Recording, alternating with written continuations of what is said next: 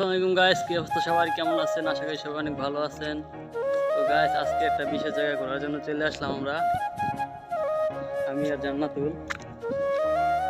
জায়গাটা অনেক সুন্দর গাইস। এটা হলো আমাদের এলাকার, আমাদের পাশের এলাকায় এটা একটা আশ্রয় কেন্দ্র। এই জায়গাটা অনেক উঁচু। এটা হলো এলাকার আশ্রয় কেন্দ্র।